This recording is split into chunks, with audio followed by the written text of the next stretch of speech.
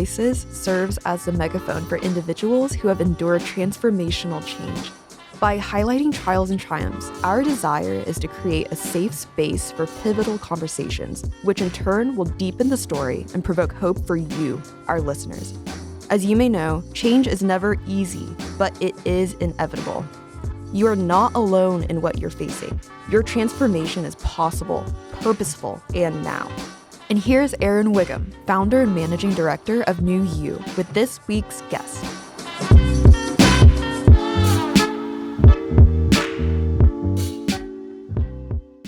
So we're very happy to have another episode of New Voices. We have a wonderful guest with us today. This woman here has truly become a sister of mine. We have done some work together over the last 18 months, and she is a native of Brooklyn, New York, born and raised, but she came to us by way of South Carolina. This woman is an educator. She's a fierce leader. She is a woman who is on the prowl right now, and you're going to hear her name in several different circles. I know her to be a woman of integrity, a woman of purpose, and I know her to be someone who is looking for the true value of whatever she's a part of. And so I'm so grateful that she joined us in some of the work that we're doing with New You. I bring to you none other than the founder of JMC Consulting Firm, not soft. My one and only friend here, Dr. Montana Cain. Please welcome her to the show. Montana, we're so glad to have you. So welcome to the show. Ooh. So glad to have you. It's been a long time coming. And when we were thinking about people to bring to the show, you were definitely right at the top of the list of individuals that we had to interview and capture in this space. So welcome to the show. Yeah, thank you so much for having me. I'm really excited to be here and be back with my crew, my team, and Aaron, my forever hype man. Yes. I just remember the time that I met you we met at 36 Degrees North. Too. Tara introduced us because I was at a weird point. She's like, oh, you need to talk to Aaron. Yeah. And I just remember meeting you, and you're like, okay, you need to talk to my wife if you want to be in education, because I didn't know what I wanted to do. And you were just plugging me in, didn't know me from a can of paint. Yes. And we're just willing to take me under your wing. So I am just grateful just to have connected with you and excited for our conversation today. Absolutely. I think, the streets say that real recognize real. Absolutely. And I think that the immediate connection was like, I saw sincerity and authenticity, and I knew that you, I'm big on discernment, and so I could read right away that you weren't a game, and that you were qualified in a market like Tulsa where they are looking for a pool of qualified individuals. Not to say that there isn't one, but there's not always a connection between, to bridge that gap.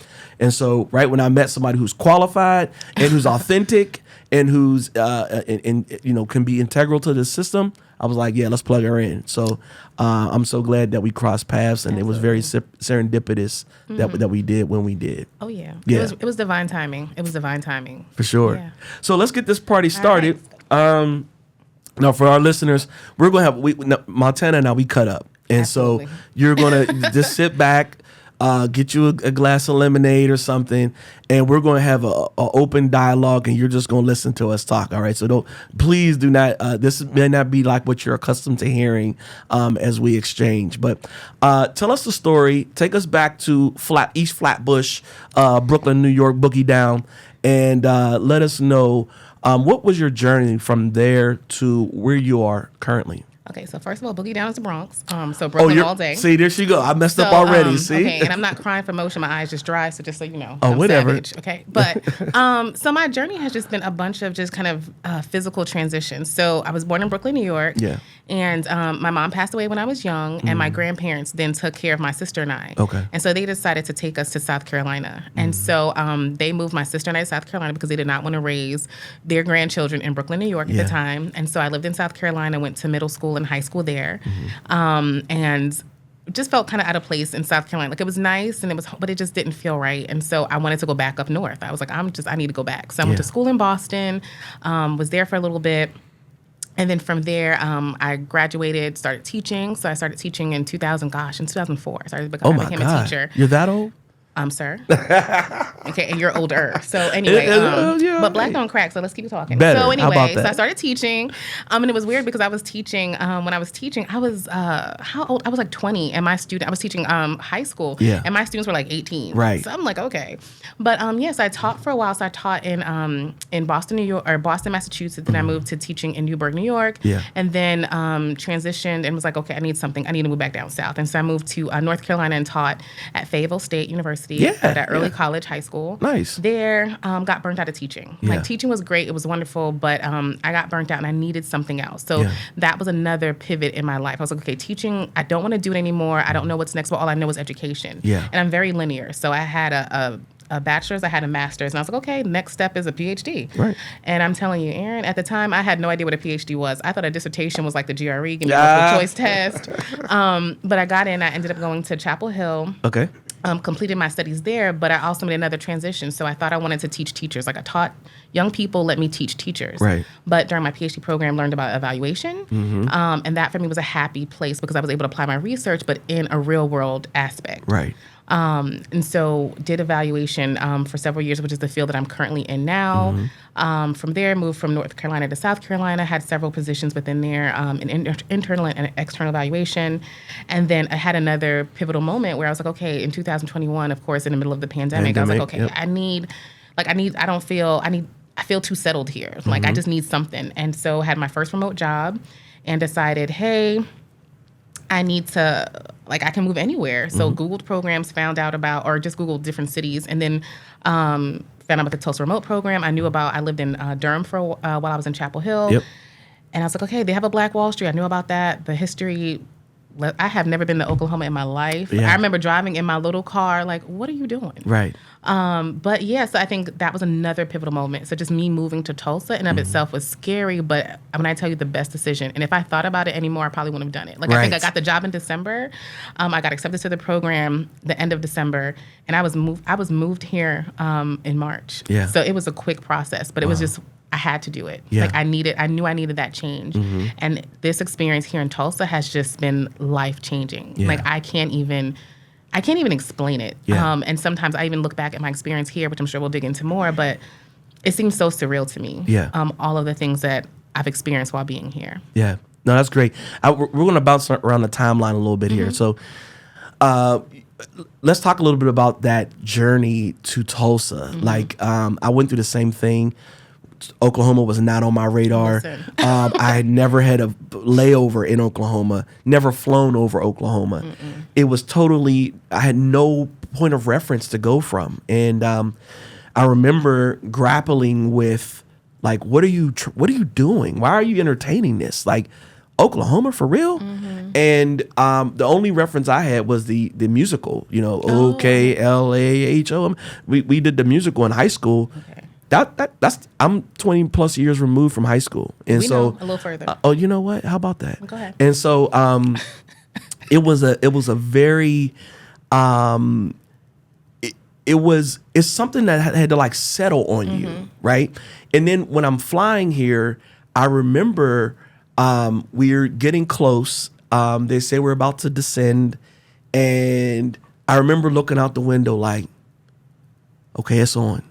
It had settled on me, right? Yeah. But until then, I was I don't know what in the world I'm doing right now. I didn't know a soul here, right? And so there's this very interesting energy and pull that is here and that is palpable. You can feel we're on the brink of something. You can feel this but you have to come here to experience that, right?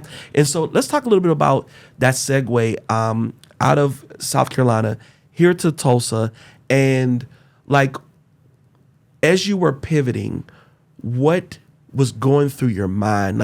How did you create a sense of security in a very unsecure or insecure space in your life? Well, I'm going to say this is not for kids because I was scared as hell. Okay. Yeah. I was scared as hell, and you flew here. I drove here. Yeah. And you had a lot of time to think about it. No, I had a lot of time to see, right? So I think for me, driving here, I remember being in my car, I was like, oh, shit, you just packed up all your stuff. You're in your car with you 2 plants, a suitcase. Yes. And for me, I was scared because I was like, what did you just do? Yeah. You know what I mean? Because you're driving here and I'm like, I drove here for my first visit, but I remember moving. I was like, you've never really driven past like Georgia and even Atlanta, not even all the parts of Georgia. Yeah. You know what I'm saying? And so for me driving here, and then when you drive into Oklahoma, it's flat land. Yes. I remember thinking like, girl, what are you doing? Yeah. Like there's no street lights. There's no buildings. Right. There's like nothing. What are you doing? Yes. And so it took a full year for me to actually settle here because I just remember thinking, if I'm gonna be complete, like you got 10K, like use that money, enjoy it, because with the Tulsa Remote Program you get the incentives. So I remember thinking, okay, you can do anything for a year. So that first year was just, okay, you're here. I didn't even fully plug in. I think when you were talking about all the things that Tulsa has, you have to first be willing to plug in. You have to first make yourself. Absolutely. You have to take that risk to just like, I'm going to take the leap. My first year, I did what was familiar to me, right? So I plugged into my sorority because, of course, Sigma Gamma Rho. Yeah. Okay. But you plug into like what's familiar. So the gym. Yes. I plugged into my sorority and things like that because it was comfortable and familiar to me. Right. And then I slowly started to, once I got tired of my house, because I was working from home remotely. And I was like, okay, let me start going to Tulsa. Let me start going to 36 degrees. And so once I started plugging in more, that's when I got more comfortable because I was able to see. So it's all about exposure. Yeah. But my first year I was scared. And that was around the time that I met you because I was like, okay, Tara, like, because I was going through another change. Like I'm here in Tulsa. So for me, it was like, I need a change in location.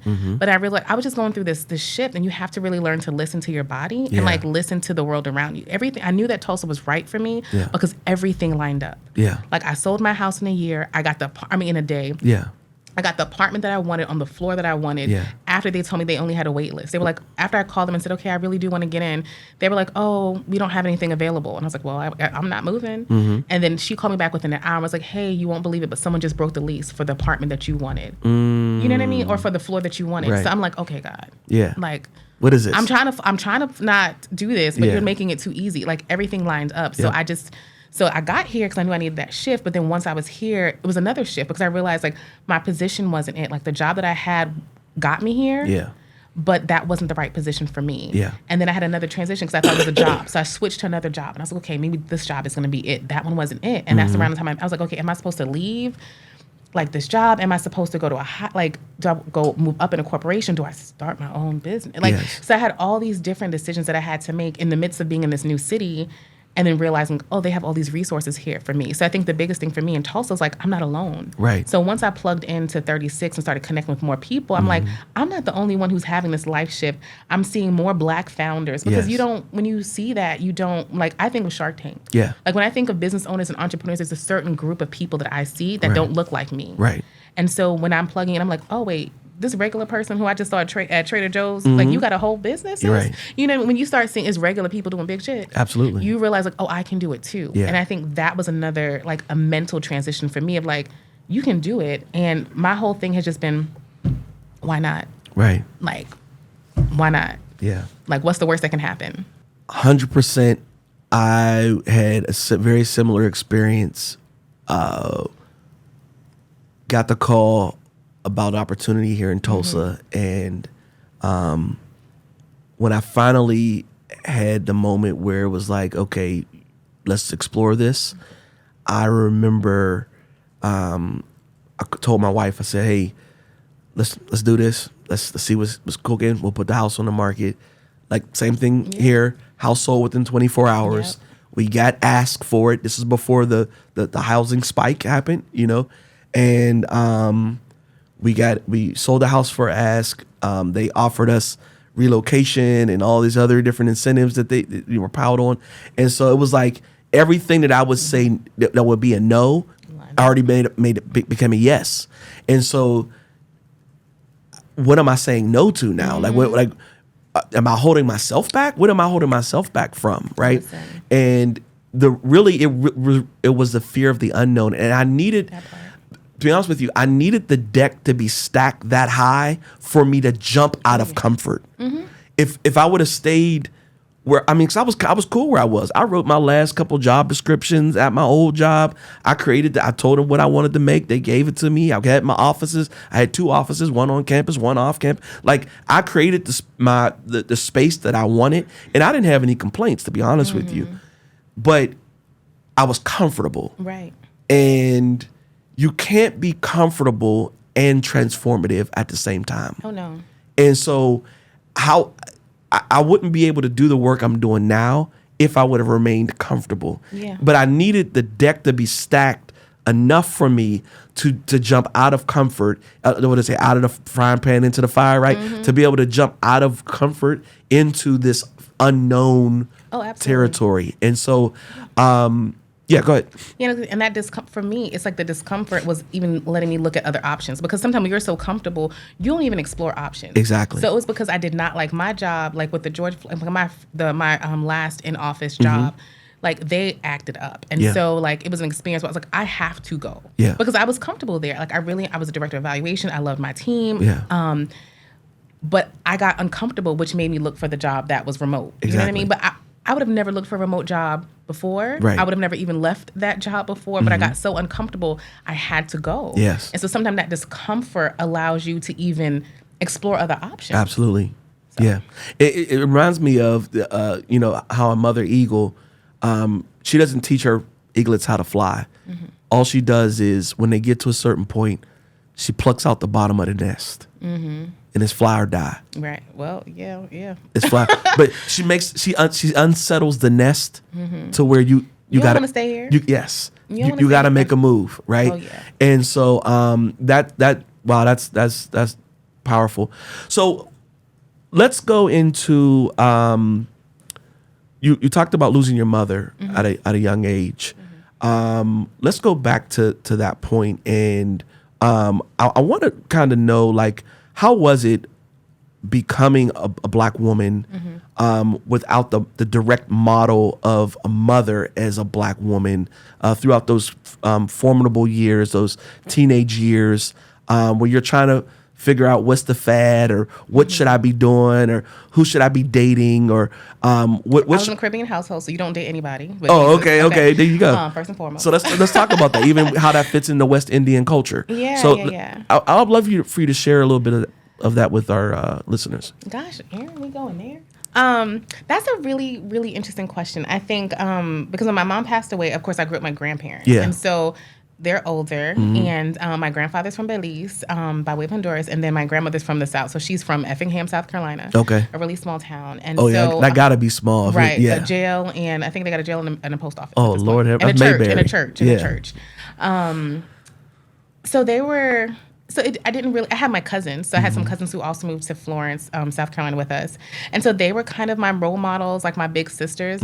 But I will also say that me becoming a Black woman and recognizing that, it's also hard, because I think there was still, in a West Indian household, there was still this difference between Black Americans and us. Right? And so I think it wasn't until grad school that I really understood what it was to be, like, I was able to disentangle some of those stereotypes, like the bootstraps. Yep. Because again, that was something my grandfather always told. I moved to this country because he was about hard work, stability, I had nothing. Education. Like, I didn't have to do chores because I got good grades. Right. It was like, okay, education is it, because for him, education was the key. Yeah. And so it was the bootstrap mentality. Like, I came to this country with nothing.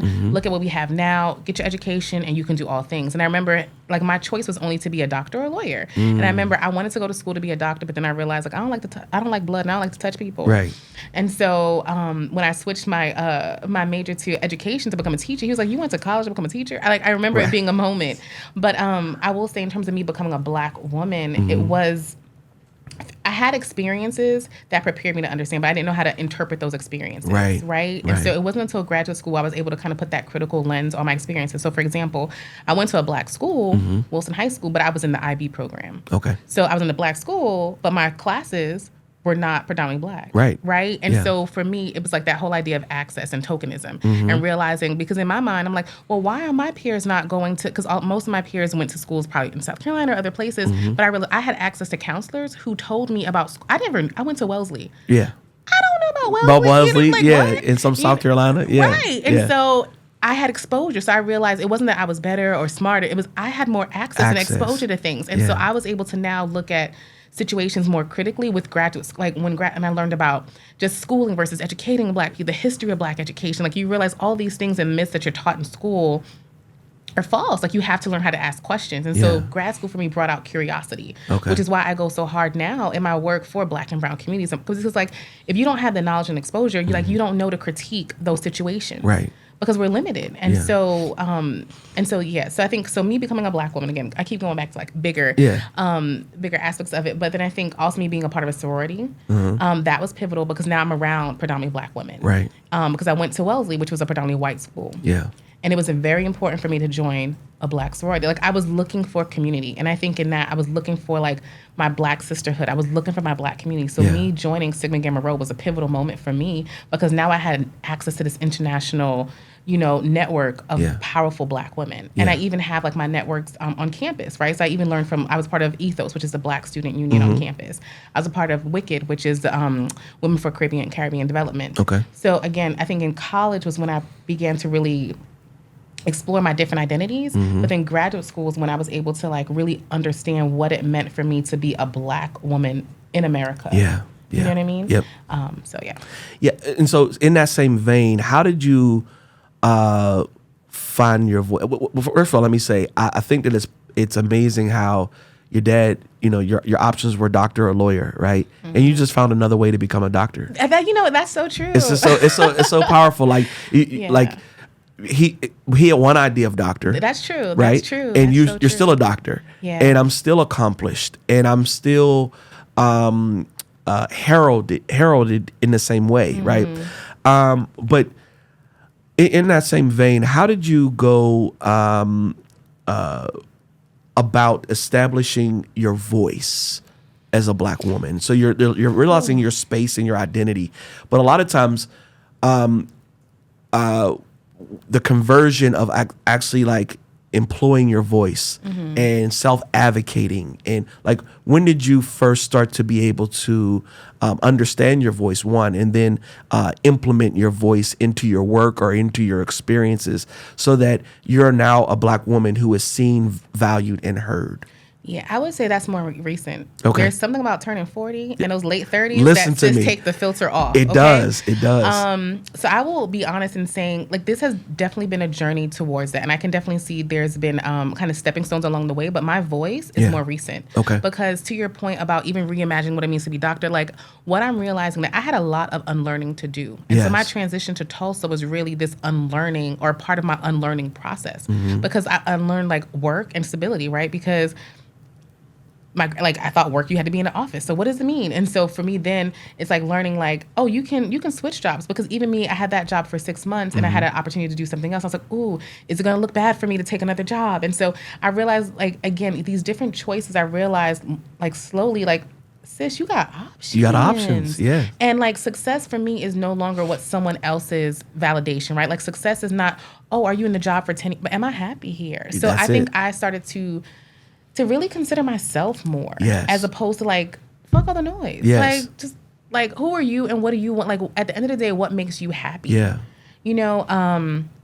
So yes, I think there's, I kind of lost the question there, but how did I find my voice? And so I think that just became, as I took the chains off, as I unlearned more and more. And so for me, even like the whole idea of a job, like, because I thought, okay, if you quit your job, and even before then, even the idea of a sabbatical, because I was tired. Like, my last job, my most recent job burned me out. And so even the idea of a career break, I didn't even know it was an option. But one of my friends who's a lawyer, she took a year sabbatical. And I was like, people do that? Like, you take a whole year? Like, a gap year? Like, you're not doing work? Yeah. Like, what does that mean? Even the idea of like not working. And I think there's also this collective unrest among Black women of like, we tired. Yes. And we are like progressing and moving towards this soft life. Yeah. That we're no longer going to be your mule. Like, we're not doing that. Yeah.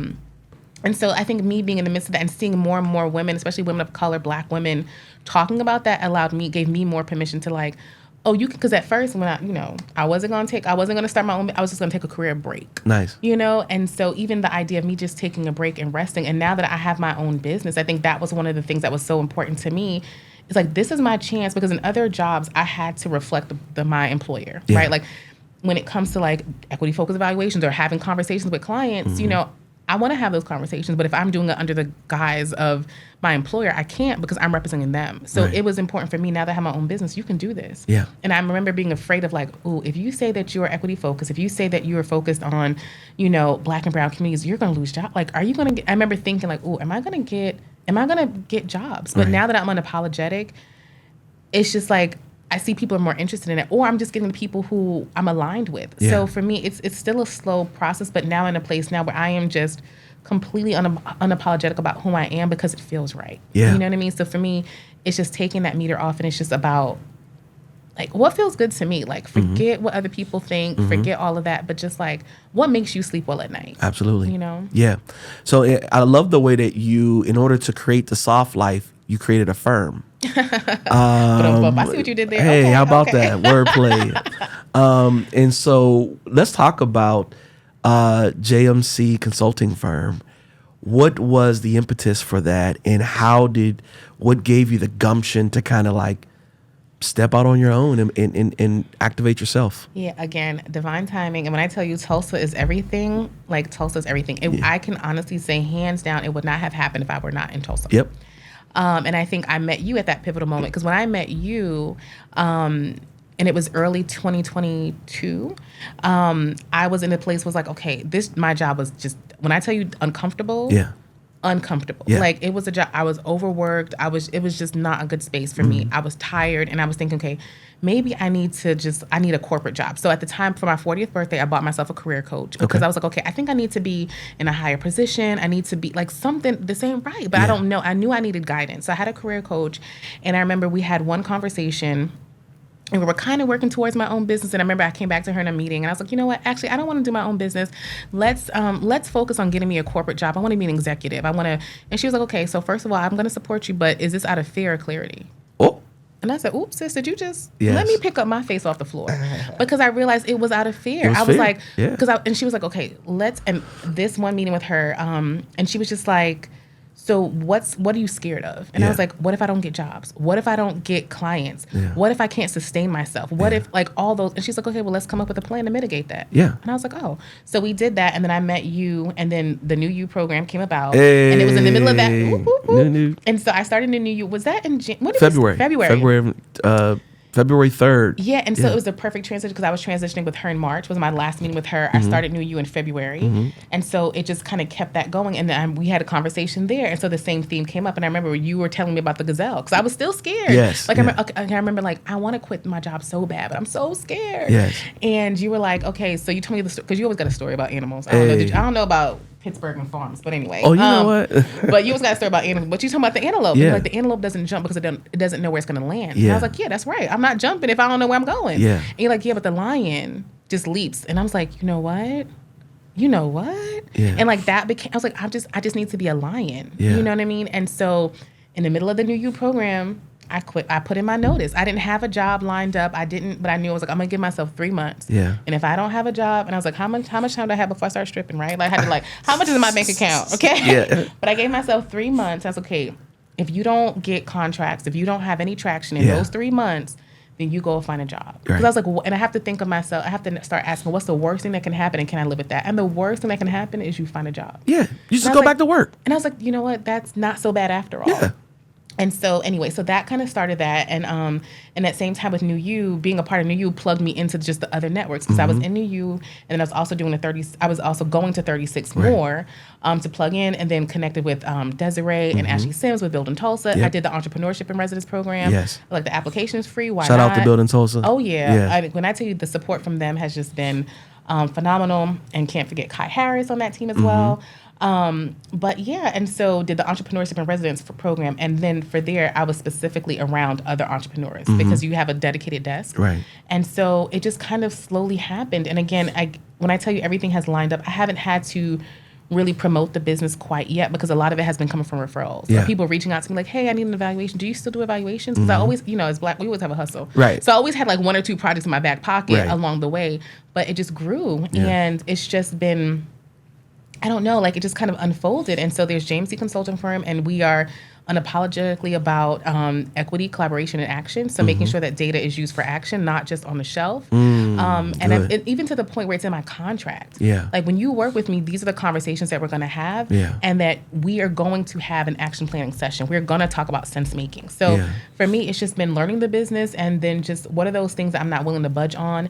And I just have an amazing team of Black women. Ryan, Cook is one of them who's on my team, and she's my admin assistant and my social media person. Shout out to Ryan. And I just have an amazing team of just Black women in Tulsa specifically who have been a part of my team. So that's, it's just been... yeah, amazing. Wow, I'm so proud of you. I remember our conversations around taking that leap, and I remember your feedback specifically around that story in South Africa that I tell during New You, and how you echoed that for probably the next couple months. Like you just said, it was my screensaver. Yeah. Remember that? Like I was like, okay, because I was like, this, I need to, like, okay, sis, you can't. And I was like, you owe it to yourself. Yes. And I was just like, I don't want to be 60 thinking about what ifs. Yeah. Like I'd rather try and fail than not have tried it all. And Absolutely. I think that's when you get to that point. It's like, fuck it. Yeah, Like, let's go.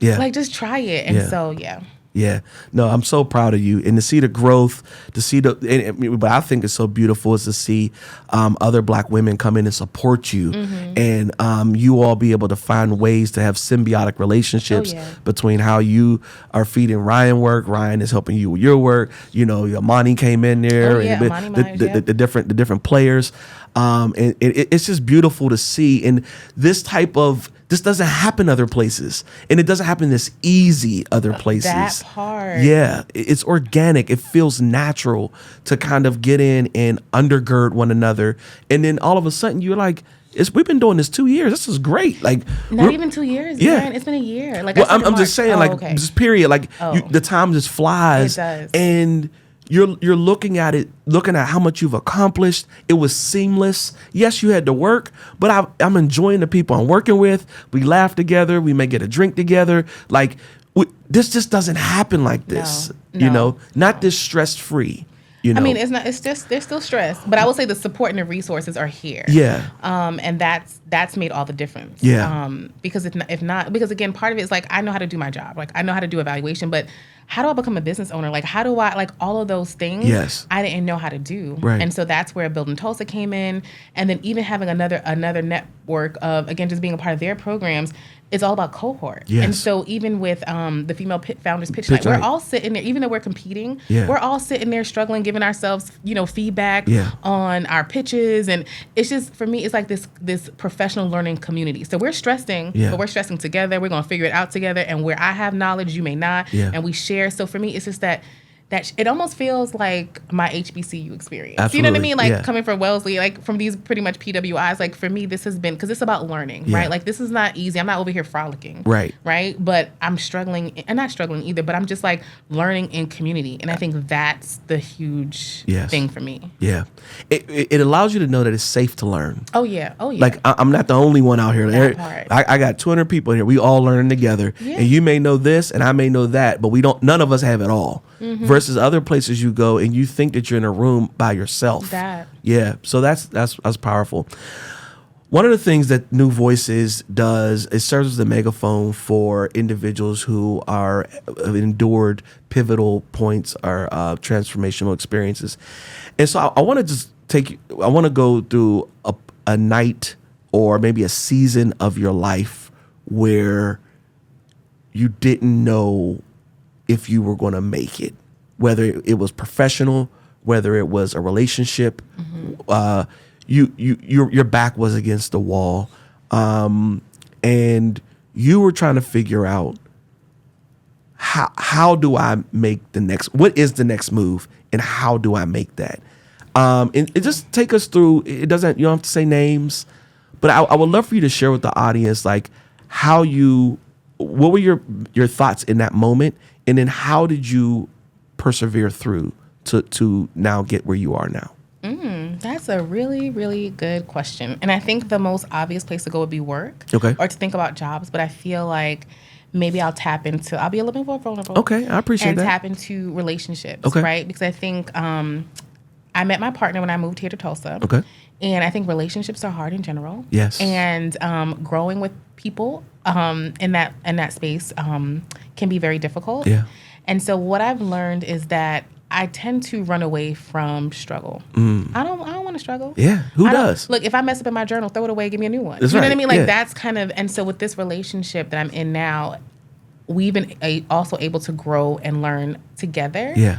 And we've had some, I'm not going to give all my details out because this is not a shade room. Right. But we've had some pretty difficult experiences in our relationship. Yeah. And where I've wanted to just run away and throw it all away, I had to also look at the good. Yeah. So I think in any situation that you're in, like, yes, it may be bad or there may be some negative aspects to it, but also look at the good and begin to weigh those. Because I think in the moment, it's so easy for me to look at this one situation or this one conversation and be, because there have been times, look, throw it away. Yeah.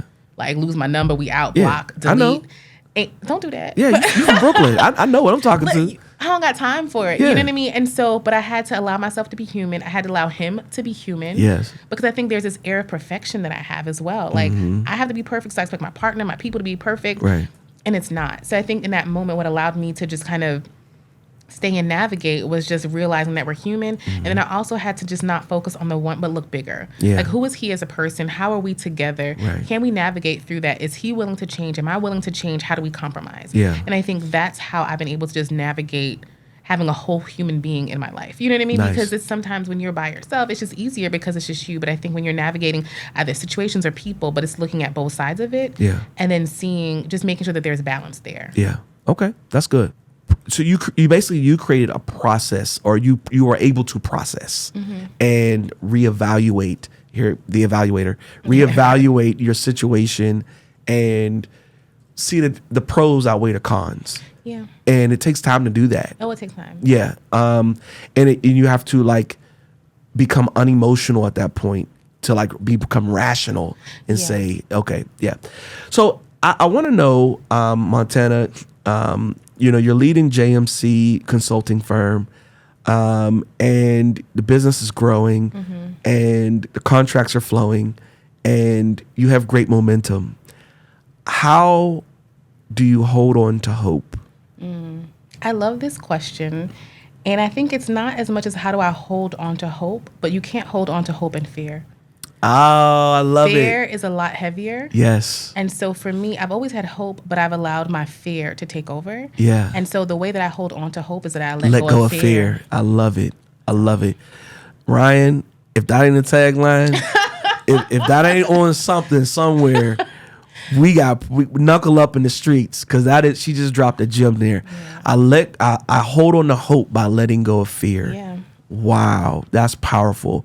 And so that is something that you probably have to revisit every day. Yes. Every day. And I think for me, it's about electing because again, it's so easy for me to just think about what's the bad thing that happened? So I'm retraining, because like I said, this is a process of unlearning. Like, the world teaches you these really bad and toxic habits. So I have to actively unlearn them. Yes. So for me, instead of trying to think of what's the worst thing, what's the best thing can happen, and can I live without that? Absolutely. Like, the best thing that can happen with my business is that it booms. I'm able to support all these organizations and these people, and that's the best thing that happened. Yeah. I want that. The fear is that I don't get but at the same time, electing positive intent and looking towards the positive, that for me is where I want to focus my efforts. Yes. Not on the what can go wrong. Yes. Yeah.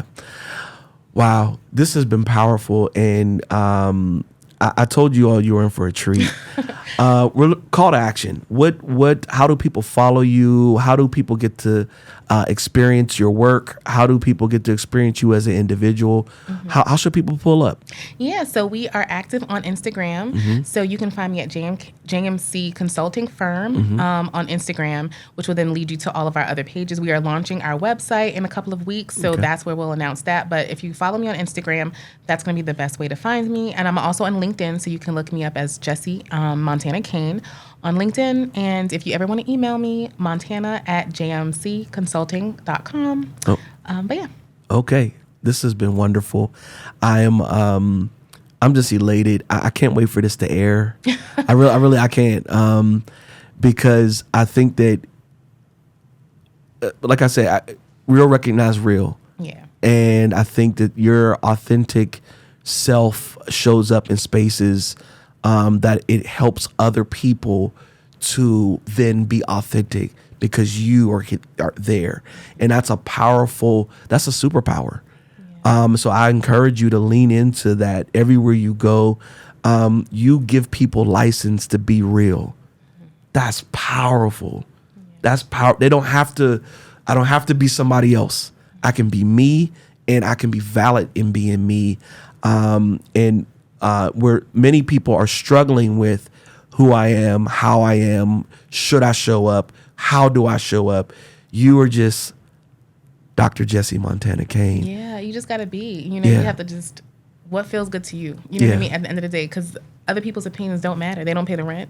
Nothing. You know what I mean? So and they don't get free rent in my head. Listen. Yes. So it's just like, you just got to let it go. And I also just thank you for just creating that safe space, because again, it was that first conversation when it's just like you said, we connected. And when you say real recognizes real, like that is so true. And it's also just being around other authentic people that just allow you to flex that muscle. Yep.